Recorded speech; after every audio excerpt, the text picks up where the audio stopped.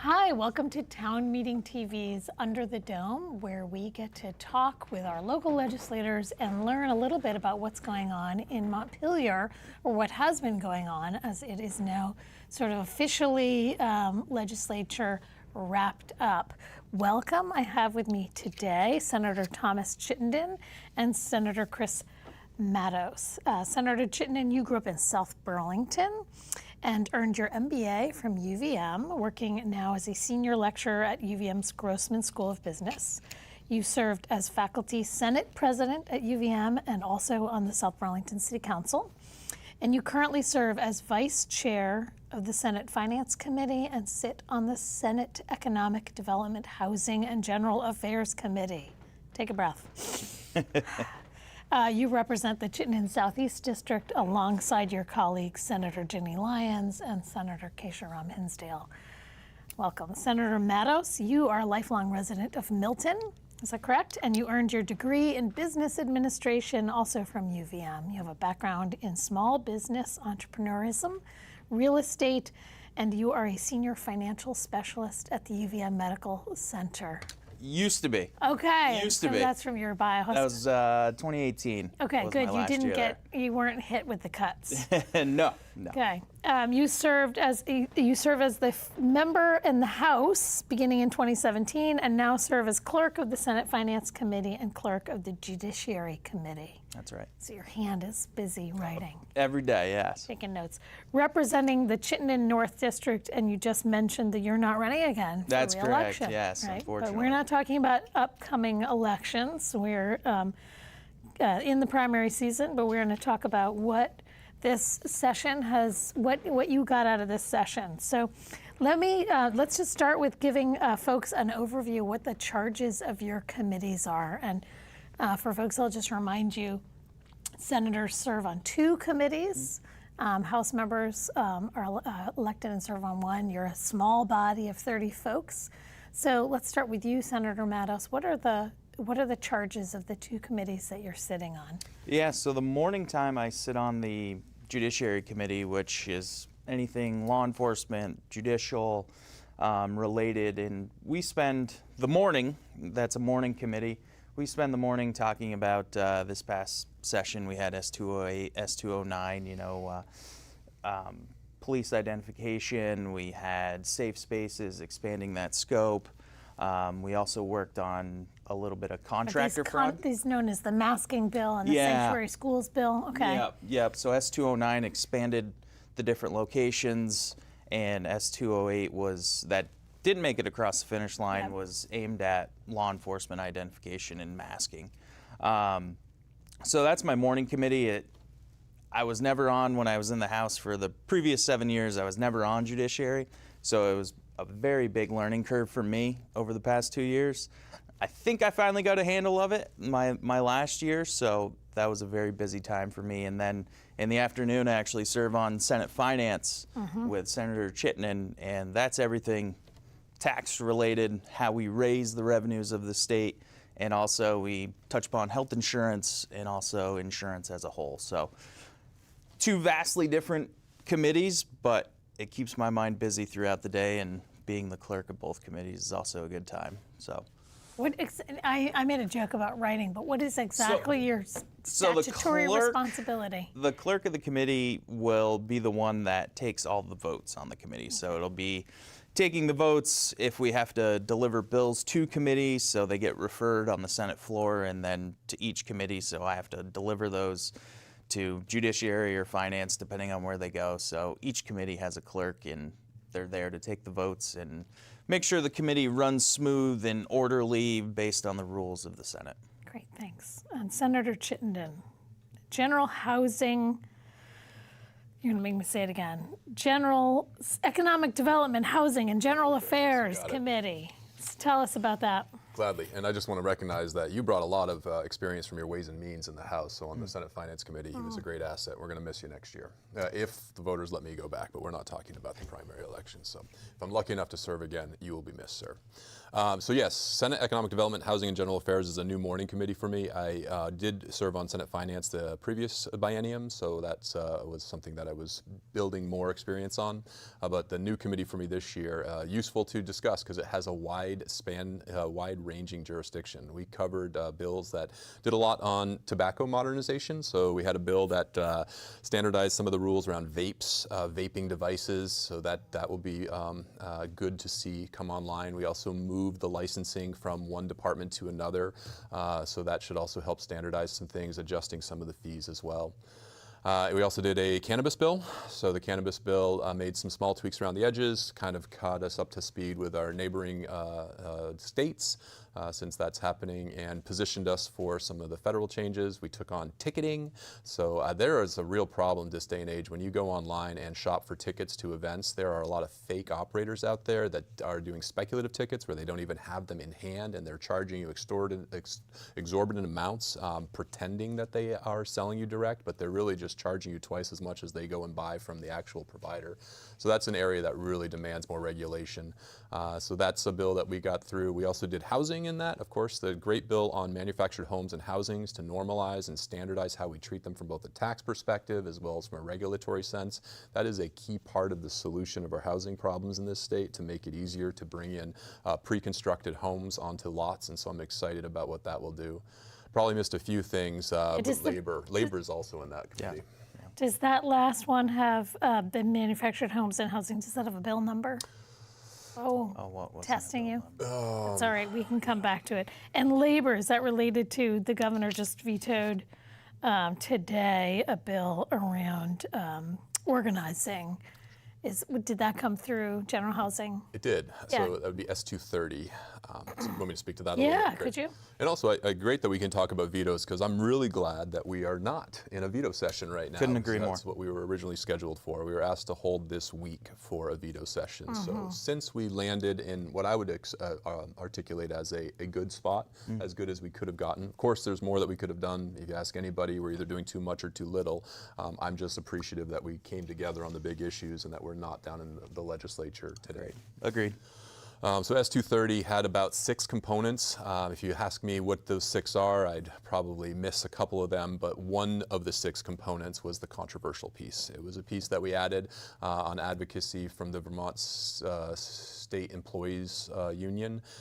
They just asked that we inform the Department of Corrections Commissioner to standardize a policy on when you can advertise or hand out pamphlets and organize on the parking lots of corrections facilities, because it can be a security concern as to who's handing things out and putting it on cars. And so there was a background that was not really worth diving into, but the administration had concerns with that, and so that whole bill was vetoed. But we knew prior to wrapping the session up that it was going to be vetoed because of that. It had already gone through the stages, and so we took the other 5 pieces and put them on a different bill. So the bulk of that bill did pass into law, minus that one controversial piece. Yeah.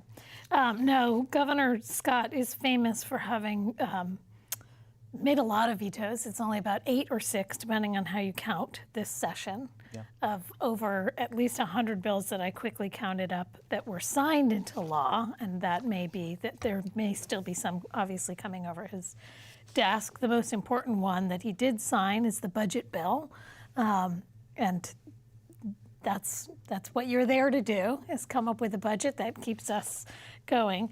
What is your idea of how you come to think about what the legislature should focus on when you think about that whole list of bills that's covering everything, and especially, you coming from the House, where you have just a plethora of ideas that are all competing for attention. If you could wave your magic wand and say, this is how we're going to attach priorities to what we're going to work on in a citizen legislature that only meets from January to May, how would you approach that? I mean, from my point of view, when I was over in the House, I was there 2017 to 24. Yeah, 7 years I was in the House, and it was difficult to be one of 150 because you're on one committee with anywhere from 10 to 12 members, however many it is on that given committee, and being able to get your ideas out there and get them into a bill and onto the floor. And when I moved over to the Senate, it was a bit of a different vibe because you sit in the morning, you know, I'm on a committee with 5, and then in the afternoon we're a committee of 7. And in the morning, I don't sit with anybody else in the afternoon on that committee. So throughout the day, I'm dealing with a third of the body. And you can have those conversations with your colleagues because, you know, between the morning and afternoon, I've already talked to a third of them. And then on the floor, there's only another 20 people that I have to talk to. And being able to get out there and have those conversations is crucial in being able to get our ideas from your district out into the open. And at the end of the session, I don't know if it's fortunate or unfortunate, I was put on 4 committees of conferences for various bills. It was a pretty busy end of the session, and Senator Chittenden was also on some. And that's where for instance, I was on the education H955, that committee of conference, and being able to be one of the 3 from the Senate side, there was a part about Milton, and we were split up between 2 districts. One of the seesaw districts, we were in one group, and then in a merger committee, we were in another group. So we were supposed to work over here with one group, and then we were supposed to work over there with another group. So we were able to come together and bring that into putting Milton into the same group for both, which at the end of the day just makes sense. I don't know if it was missed earlier on, but those types of things and being able to get those ideas across the finish line. And bigger picture items would be, you know, the housing bill, S325. We saw an uprising, no pun intended, based on the Facebook group, but of rural Vermont that came out in full force in the legislature. It was probably one of the few times I saw to that degree. The legislature. The driveways. Yes, that was driveways, the road rule, the tier 3. That was pretty amazing to see rural Vermont come out and have that much force and be able to bring their voices to the forefront. And I didn't vote for the original Act 181 back in 2023, 2024. I didn't vote for that because of that rural reason, because it actually did some good things for my community. You know, in Milton, we could be a Tier 1B area.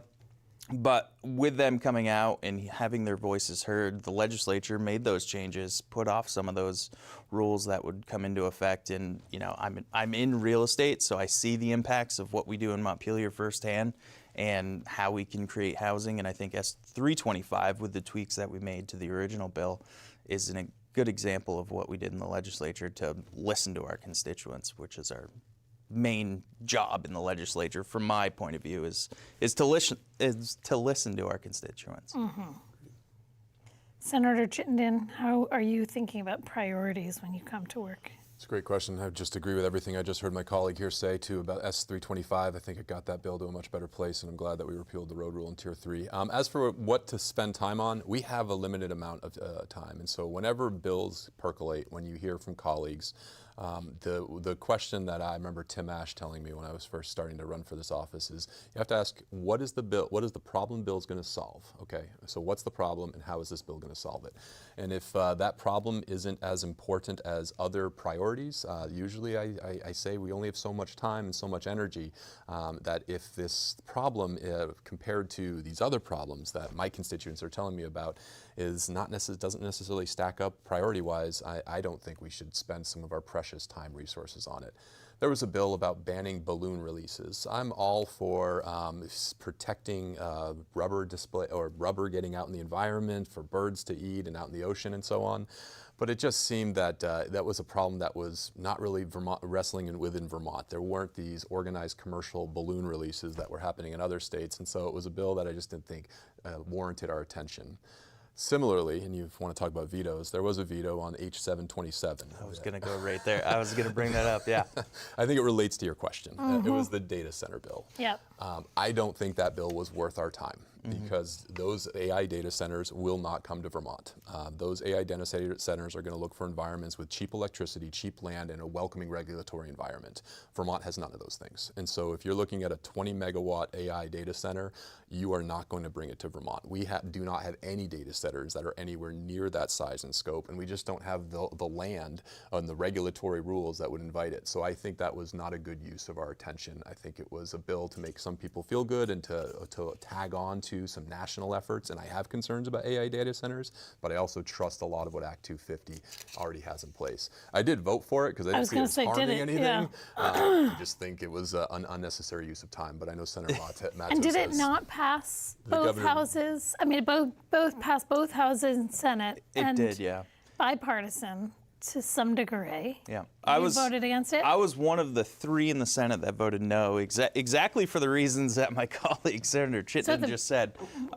If it's not why vote against it if it's not a problem right now, according to the issues that you mentioned? From my point of view, it's just the simple fact that the priorities of the state. We spent so much time on this bill, and we spent time in finance, we spent time in natural resources, and I spoke to folks that deal with Act 250, the utilities themselves, and we have, based on our current regulations with Act 250, local zoning, what the utilities require when something like this would come in. We don't need H727 to be a bill in order to regulate them in a way that Vermont sees fit, because it has to go through so many different layers of government to be able to get to the end stage. And I relate it back to, in Essex, the Amazon warehouse facility. There was such a pushback on Essex, the DRB board bringing that to approval, that it got denied. And the funniest thing to me about that warehouse is that it's not even the biggest warehouse in that industrial park. So if we can't, I say we, if a developer cannot get a warehouse built in an industrial park, I don't have the concerns about a data center coming to Vermont when we have about 5 in the state, and the biggest one is 1 megawatt. So again, I think we just spent way too much time on a bill that didn't need to be done. Is it a sort of performative politics? And I don't mean that to degrade the idea, because I think performative politics can be important. Yeah. Amazon, I think, was one of those situations where people were really, it was a lightning rod for them. It wasn't maybe about the size so much as about the quality who it was. I think there's so much talk nationally about data centers and the rapid expansion of that technology, that it was something that colleagues in the Senate and the House wanted to explore, having that regulation here in Vermont. And I think you hit the nail on the head that it was more so it was happening at the national level, not so much here in Vermont, but we should have something on the books. And I just thought priorities from my point of view is, when I ran for the Senate back in 2024, it was all about having a Vermont that my kids can grow up in, my wife and I can afford to stay in, and my parents can retire in. And this bill didn't help any of that. If I can add one thing, so the Amazon facility, I think what's important, what I understood about it, it wasn't necessarily the local uproar that prevented it from going into place. When I read the circumstances at the local level, the local DRB didn't like their traffic study, it was incomplete, and then when it went to the Act 250 review, the steep slopes, that it didn't meet and conform to that. So our regulatory environment is already, many would argue, too ironclad, but that's the point that I would make with the data centers, is that our existing rules are already extremely thorough, allowing for both public input as well as very considerate thoughts, that I don't think H727 was a good use of time, comparably to the Amazon facility, is that our rules in place now are almost too restrictive in some sense, but restrictive enough to give me confidence that bad things aren't going to get built. And that was certainly part of the governor's write-up in his veto. So when the governor vetoes a bill, he makes a little letter about why he's vetoing the bill. Let's talk about the other bills that he vetoed. The sister state, the SALT bill, a bill around electric generation and discussion of mental health in schools. Just use this as a topic to talk about really, like, how did everybody get along this session? Yeah. We've got this sort of, like, again, this overarching feeling of national politics that's influencing how we're speaking with each other. awesome to have a Republican and Democrat sitting here together at the table because we're Vermont. We're Vermont. They're different. So how do people get along, and how did you align with the governor's vetoes, yay or nay? I can touch upon S218. So that, everybody in the legislature called it the SALT bill. Not state and local tax SALT bill, but salt on your roadways. Chloride, yep. Yeah, so that was an interesting bill because it came through judiciary first because it had that limitation, not immunity, but from a liability standpoint as a salt contractor. If you follow the rules set forth in the bill, it's a voluntary program. If you sign up for it, follow the rules. And if you have a slip and fall accident on a property that you maintain, you can have a elevated level of immunity there, which, being a salt contractor, it's part of my business, is that I come into instances where if it's a bit icy, a bit slick, maybe I'll throw a little bit more salt down just to cover myself, and I don't want somebody to fall, of course. But S218 put out a very good roadmap to be able to use less salt, because some of the properties that I maintain are next to the river. And it's that fine balance of, I need to keep it safe, but I also know where that salt's going to go. And S218, we worked on a judiciary, got it to a point that I was happy with. I voted for it, went over to Natural Resources. They did some things, worked on it well, got it out to the Senate floor. Some folks didn't love it because they think about, oh, it's voluntary. That means it's going to be mandatory in the future. Well, if it's a program that works from my point of view, I think it should be mandatory in the future to reduce those chlorine levels in the waters of the state of Vermont. And then I got word that the governor didn't like it as much. It had gone through the House, come back to the Senate, the way all bills go. So I personally went and talked to the governor. He was in the ceremonial office one day, and I just picked his brain for about 5 minutes about the bill and said why I liked it, why I thought it would be a help to, contractors in today's age. As you can see, we got a letter back that was vetoed, so that didn't help at all. But it was just the sense that, I worked with Senator Watson, who's the chair of Natural Resources. I worked with the chair of Judiciary, Senator Hashim, to get it to a point where there was pretty good bipartisan support in both bodies, but the governor at the end of the day vetoed it, which was unfortunate from my point of view, because I would have liked to have seen that. I would have liked to have been able to at least try it to see how it works, because at the end of the day, it's based on experience when you're applying salt, on how much you're going to put down just based on what's the temperature out, what's the weather going to be later, is it sunny, is it cloudy, whatever it may be. But if there's a program in place that helps reduce chlorine in our waters, but also keeps the citizens of the state safe, I think that's a worthy endeavor.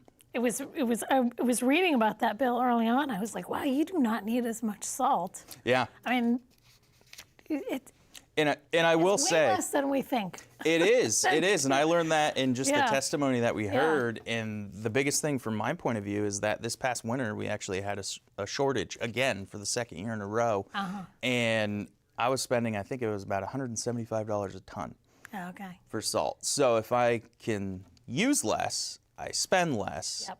and my liability is lessened. So.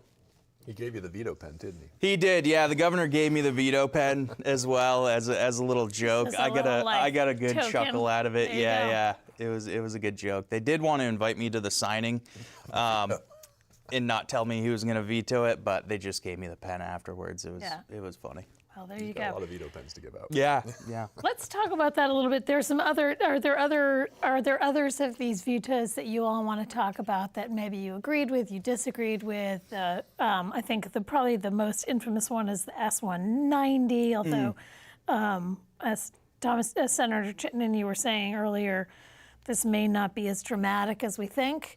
This is the reference-based pricing that was sort of holding up the hopes of bringing down some of our healthcare costs, which we know are the big drivers. Want to tell us a little bit about that? if you want to kick it off, yeah. So my read of it is, I do disagree with the governor on this, and I wish he had signed it. I will say my understanding is that this does not stop the reference-based pricing train from moving forward. This was just a component that would have accelerated the implementation of it for two subgroups, one being our teachers' unions, so their health plans. So this would have helped our property taxes. So that was some of the rationale that we would do it just for the teachers' union, which could estimated by some to save possibly $36 million to the ed fund, which would then, that's less money paid to insurance companies. That's the way the reference-based pricing would work. So that could offer some additional property tax relief, which I think has been paramount in the concerns I hear from constituents. And the other group were the ones that were most negatively affected by the repeal of the subsidies from the federal government. So the governor, I believe, was against this because he didn't like the idea of just benefiting two subgroups and not everybody at large. And so he wanted those benefits to be spread. I could be corrected on this, but what's important to me is that we passed reference-based pricing the previous year, and the train is still moving down the track.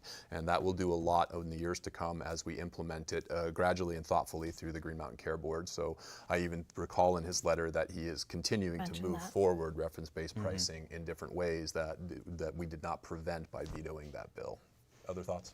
No, and I think you hit the nail on the head with the reference-based pricing, because I come from a background of hospital finance. I worked at the largest hospital in the state, and it's a little bit of a worrisome time for me seeing all the headlines out there about job losses and insurance rates, because that hits everybody that has health insurance. And I think UVM Medical Center might be the largest employer in the state, behind probably the state of Vermont itself.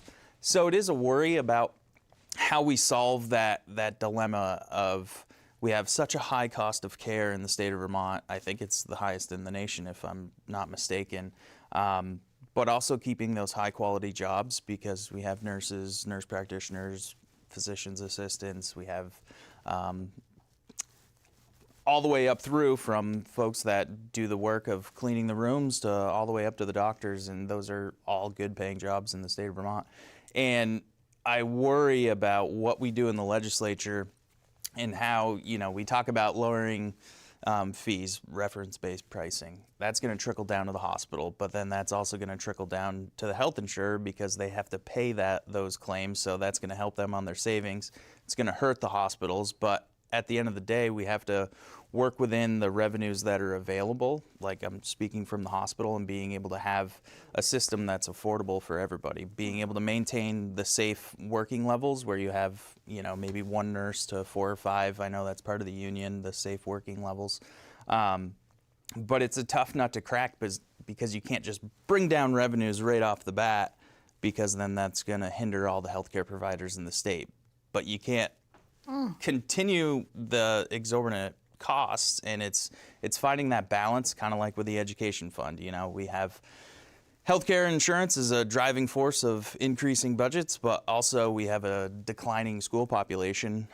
When I started in the legislature, the ed fund was about $1.6 billion, and over my 9 years, it has gone up to about $2.5 billion. So each year, the student population goes down by 1%, but it goes up on average about $100 million in spending.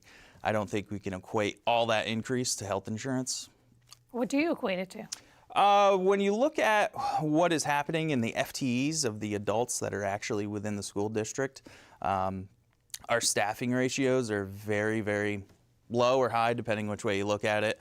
I think last I heard, about 3.6 to 3.8 to 1.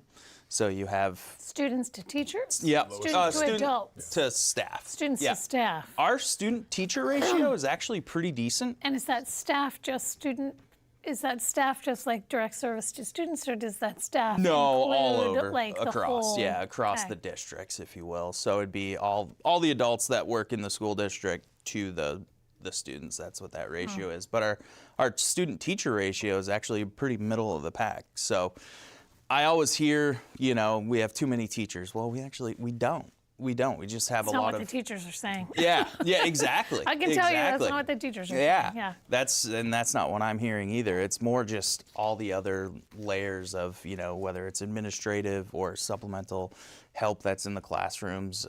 Vermont is I think we heard a stat in Senate Finance one day that we are one of the highest highest identified of having somebody on a special education plan, whether it's a IEP or any of the other programs that we identify higher than our surrounding states. And I know I wanted to dig a little bit further into that as to why. Is it how we identify? Is it truly the fact? Because our special education costs in Vermont are also high, which I think is a driving force on our high education costs. Can I add a couple things? Yes, please. So I'd just say, we also don't pay our teachers too much compared to the rest of the nation. It's just that we have a lot of staff, and that's what's driving. And the compounding factor is that staff to student ratio. Well, the denominator in that is declining. We've gone from 105,000 students in the 90s down to now we're at 77, 78. Yeah. So, and it's expected to continue to drop. So that is fundamentally what I think has been driving so much of this conversation, is that we have a shrinking student population and rising education costs, and the Vermonters are asking us to rationalize the system. And so that's what if you want to segue into the education reform bill, happy to do so. But that's where I was very proud of where we landed as a legislature. I got to say, cynically, I was thinking that we were going to end up in a different place. Me too. And that over the last 3 or 4 weeks, we would be hashing it out in the press over butting heads on where we needed to land. But I give the governor a great deal of credit, and I give the leadership in both the Senate and the House a great deal of credit that they landed that plane as smoothly as it could possibly be. And I feel really good about where we are going as a state regarding education funding to continue this conversation next year. Did we solve it? No. But we have been wrestling with how much to educate our kids and how to pay for it for 200 plus years. And we're going to continue to do that for hopefully another 200 plus years, because that's just what we do in Vermont, is we talk about how to educate our kids. That's what democracy is. That's right. Let's segue to education reform, and then we'll come back to a little bit of how the Finance Committee helped shape the budget this year. There was the compromise that you landed on, these seesaws that are going to help push some conversations around merger, but no forced merger. Yep. mergers of districts. And I think it's important to keep reiterating, these aren't school mergers, these are district mergers that we're talking about. Talk a little bit about what you heard from your constituents, because we got 5,000 some odd comments that came through on this, which sounded amazing to me. So what did you hear from your constituents in Milton, Westford? What did you hear in South Burlington? Well, you're more than South Burlington. Yeah, I mean, the biggest thing in my area And what's the impact? is just the property taxes. That's all I hear about all the time is my property taxes are too high. And I think the steps that we took in the legislature are going to help aim to bring down those property taxes, but also providing a high quality of education. Because at the end of the day, I don't think we should, as a legislature, lose sight that this is really about the kids.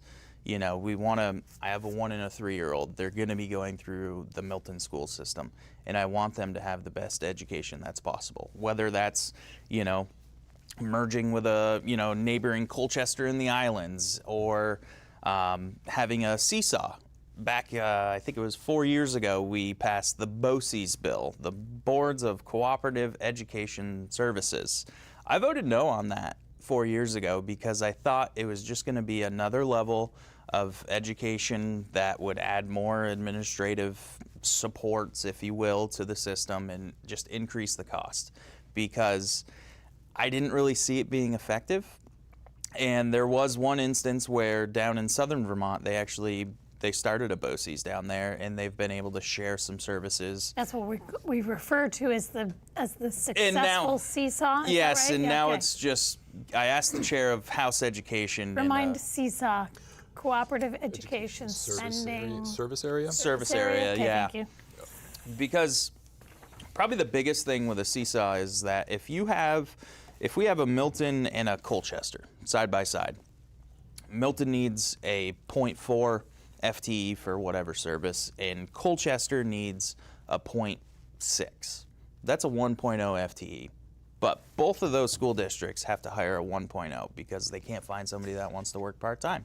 So you now have 2 school districts that are hiring 2 people at full rate salaries. But now under a seesaw, the seesaw could employ that one person that provides the service, and they get to work their 0.4 at Milton, their 0.6 at Colchester, and you have that savings of 1 FTE. Because I think that's our biggest thing, is that when COVID hit and we had that influx of ESSER monies, we saw our FTEs go up. because you had all this money and you had students that were falling behind because they're sitting in their living room learning over the internet.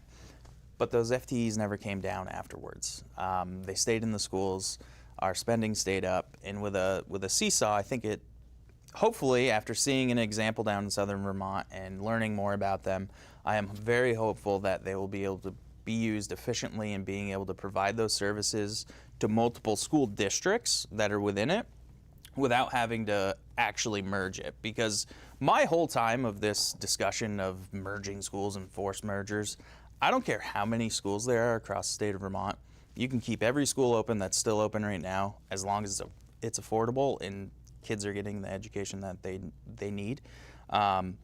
And I think having these seesaws and being able to utilize these services, because I asked the question in committee, why aren't you just doing this now? Why don't you just share services? And all I got was, well, it's an administrative burden. Who actually has that employee? And then you have an MOU to send them over to another school. So I think being able to have these seesaws in place, and really the superintendents, they're having these conversations. They follow what we do in the legislature very closely, and they're having these conversations. And I know in my area, over the past several years, Essex-Westford, they are merged. They're the Essex-Westford School District. They've actually moved some grades from Westford down to Essex. They closed one elementary school in Essex. So they're doing the work to try to make the property taxes in that district affordable.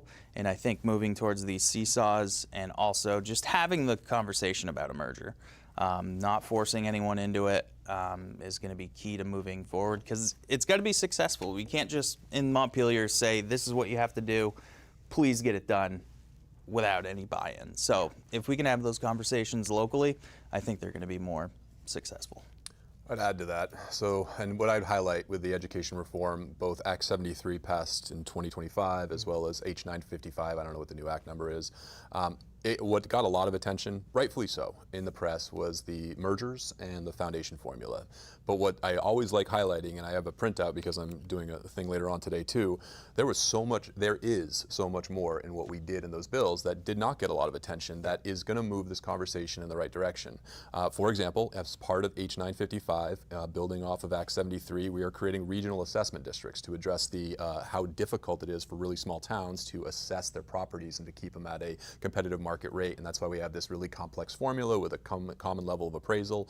That will move us forward to have regional areas where homes and parcels get much more fairly adjudicated for the property value. Slow that down a little bit. So that means, is South Burlington going to be part of a region, or are they big enough that they'd stand on their own? That's a great question. I don't know where that specifically landed, but that's the background effort that we're charging. So you're right. And this is a situation where a town's going 10, 15 years without an assessment, and then all of a sudden your property tax, and then people feel it in a different way, and you go like, well, of course you're going to feel it because you haven't been paying what you needed to pay. And so that's interesting, yeah. And I think one of the goals of these new, they call them RADs, Regional Assessment Districts. I think one of the goals is to also line them up with where our seesaws fall and where school districts, if they merge, fall. That way you can keep all of the parcels that are within a district or a seesaw on the same playing field. So they're all going to be reappraised at the same time. That way the CLA doesn't get out of wonk, and all of a sudden you have, Milton, we reappraised in 2022. So theoretically you should be a 100 on your CLA. Well, a year later we're a 107.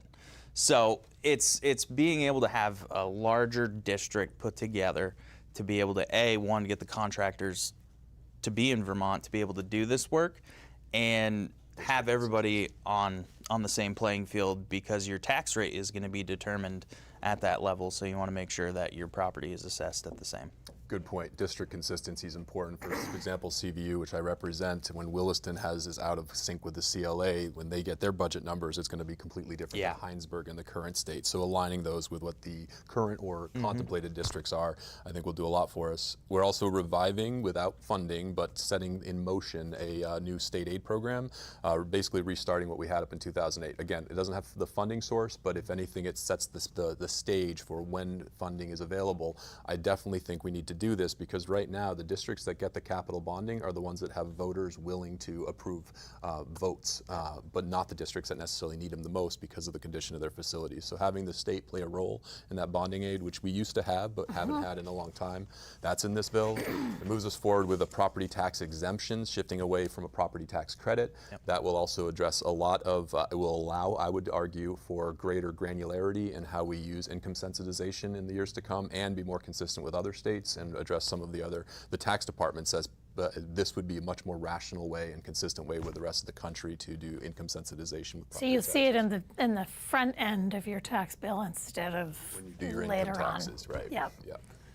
It moves forward with the implementation of a second homes tax classification. There's different opinions on this. There are different opinions on this. But what I would say is it leaves that conversation in a place where the future legislature will have more information to have that full debate, which I expect them to do so.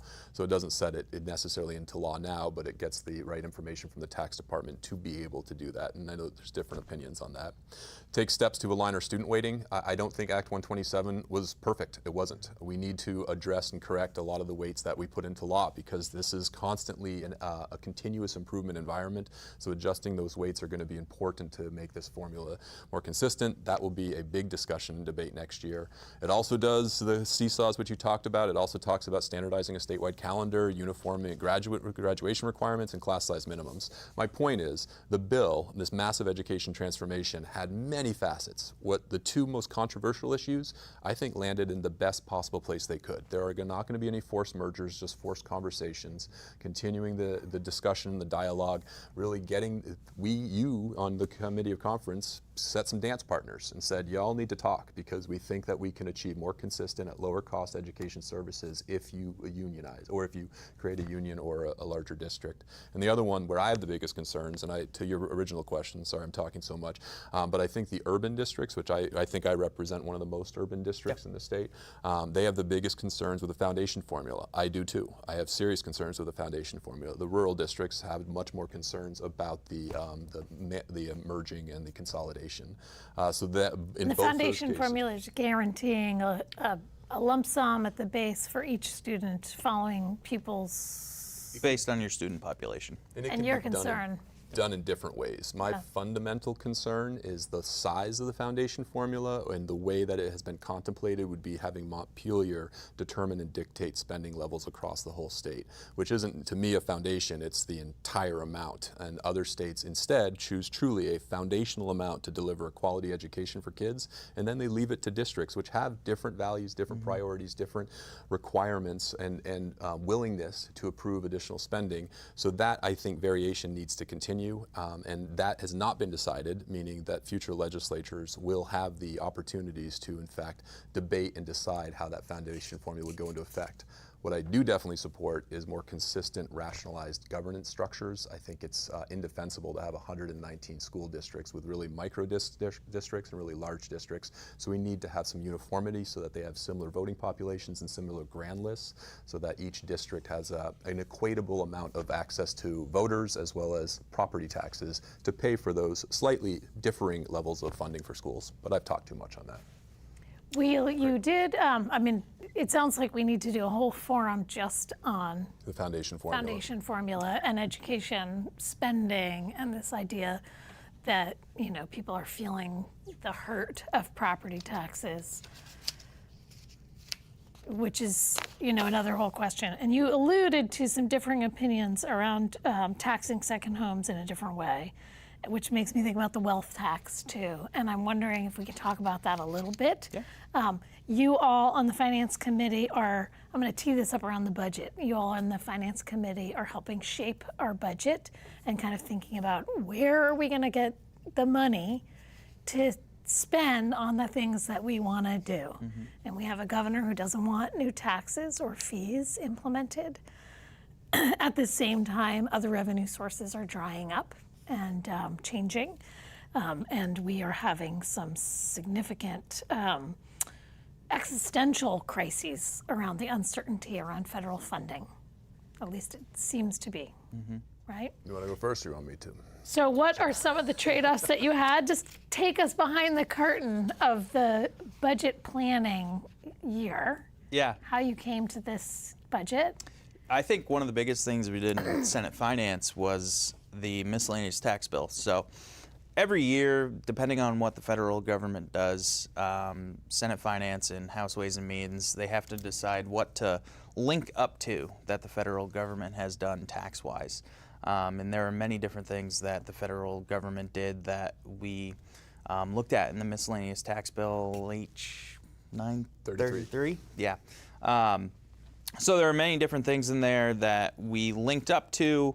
That bill actually overall raised the revenues of the state by about $10 million. So that was an increase because there were things that we didn't couple with, there were things that we decoupled with. So there are things in research and development for businesses, qualified small business stock. There were things about the new one that was probably one of the biggest hotly debated topics in our committee about the scholarship, the SGOs, scholarship granting organizations. So the federal government put out a $1,700 tax credit if you give $1,700 to a scholarship granting organization that provides, they're a nonprofit, provides scholarships to kids across the state, you know, if it happened in Vermont, across the state, and being able to do after school programmings, school programming in the summer, things of that nature. And there were two differing bills. One was just give the governor the keys to the car to figure out, you know, how it's going to run, what types of organizations get the funding. In the legislature, there was another one that would give all the power to the legislature to determine how we see that $1,700 going out to what organizations. I think it fell on a good spot where we have guardrails in place as a legislature that here's the initiatives that we want an SGO, that organization, to be in line with, and Governor, you pick those based on our guardrails and what the federal government comes up with. If the federal government's requirements differ from what we have, we can't do it. And I think the biggest thing is that anyone in the state of Vermont can still write that $1,700 check and send it to another state. And that was a big sticking point for me, that we can't leave that money on the table for our students across the state to be able to utilize that. And, you know, if we have a student in South Burlington that doesn't have the money to be able to go to summer programming, but these scholarships could help put that student through. That was a big sticking point, and I think we landed in a good spot. And that was a big shape of the budget itself, because when the budget is getting down to the wire, there's a few things that you have to figure out. The MBUF, the mileage-based user fee, that was a big one. We dealt with that in Senate Finance. And so we actually, as a Senate Finance Committee, raised $10 million in that miscellaneous tax bill to give to the Appropriations Committee to help fund the budget. I know Senator Chitnam was on the, what tax?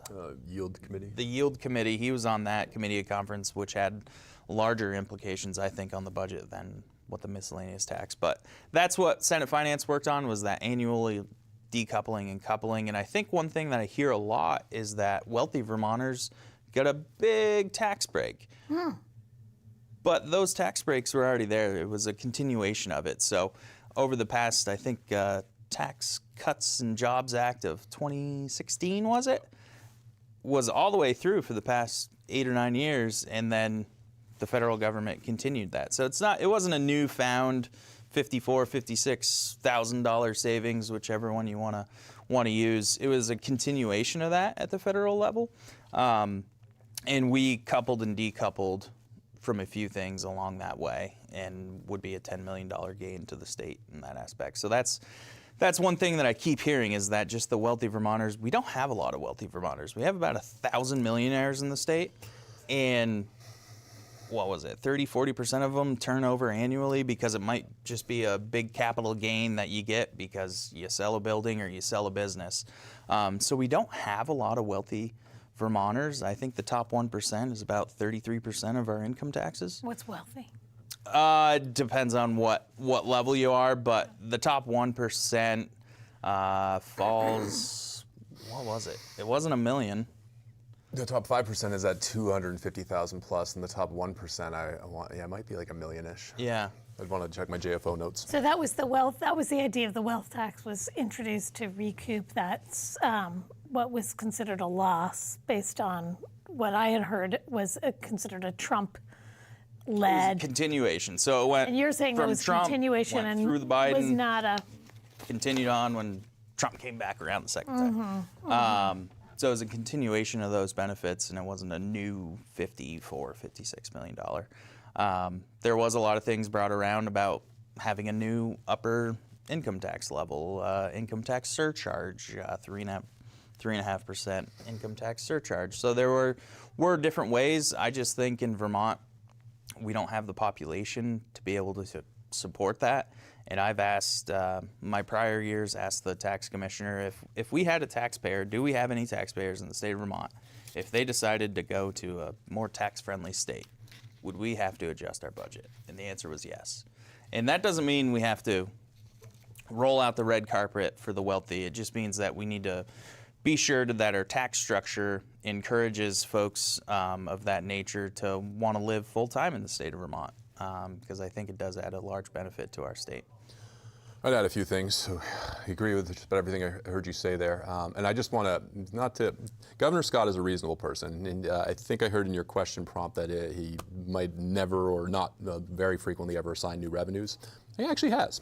So Governor Scott signed a bill to raise EV fees for electric vehicles and plug-in hybrids.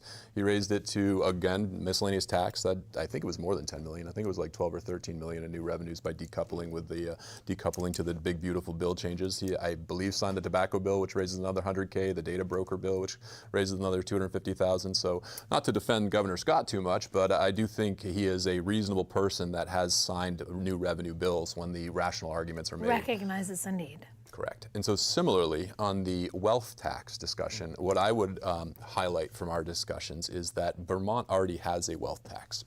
I was often cited about how, not a wealth tax, an income tax on millionaires. Massachusetts had to do a constitutional amendment because of the way that it was structured. It took 6 years, but they implemented a 9% income tax on $1 million or more in income. And that went through the process, and they are generating more revenues. It's often held up in these discussions. What I like to highlight is that Vermont already has a millionaire's tax. We just started at $305,000. Our highest income tax rate is 8.75%, and it starts at $305,000 for couples.